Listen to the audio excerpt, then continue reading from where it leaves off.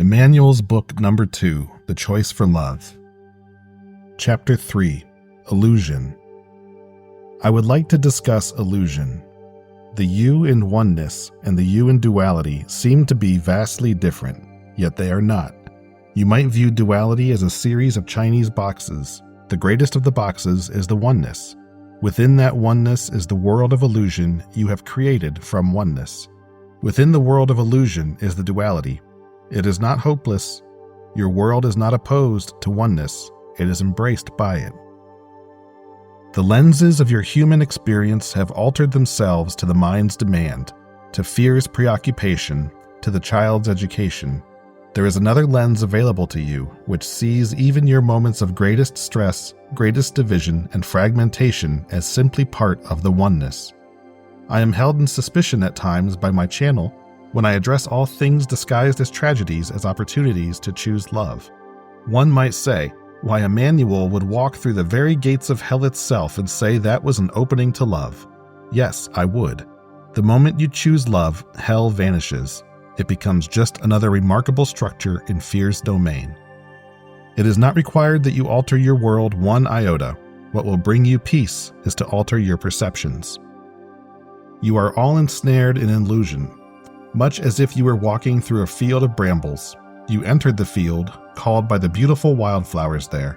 As you began to walk, to pick the joys, the beauties of this world, you found yourselves more and more entangled in the thorns, until you became so focused on the thorns that you quite forgot why you went into the field at all. Because your world is your schoolroom, you walk it with a certain amount of respect. That is appropriate, for unless you enter into the illusion cannot serve you. At the same time, you must be aware that you have chosen this walk. Even your bodies are not what they seem. What appears to be solid is, in fact, no more solid than the air. It is only molecular structure spinning exactly as your solar system spins. The vastness of your galaxies is mirrored in the cellular arrangement of your bodies. Your intuitive heart is the doorway that stands between the worlds. In your willingness to go against all reason, all defenses, all habits, all patterns, all superstitions, and many teachings to say, I will love, you walk in the light. You honor the illusion, but you will never become lost in it. As children, you have played at putting your hands in front of a bright light and watching the shadow figures on the wall. This is a clear analogy of your life. Do you choose to look at the shadows on the wall and say, this is reality? Or are you also aware of how those shadows were created and of the brilliant light that stands behind all illusion? Not only are you the shadow that is dancing on the wall, but you are the hand that makes the shadow, and you are the light. The image the mind presents of the purpose of human life is limited. The mind has been taught at birth to contain itself and to rest itself in time and space, yet the mind holds the capacity to exist beyond time in the eternal now. There is a wisdom within you that knows beyond knowing, that will not yield to the linear structure of thinking. Your task is to free the mind from linear bondage by setting the mind to serve the heart, and to be in the now, moment to moment, in whatever manner the heart will be served. Through that nowness, the mind will learn its power. When the child is given alphabet blocks, he is given infinite possibility of communication.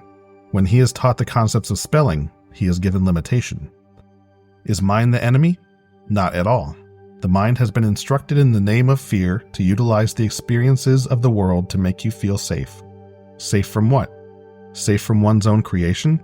Such illusion, such suffering.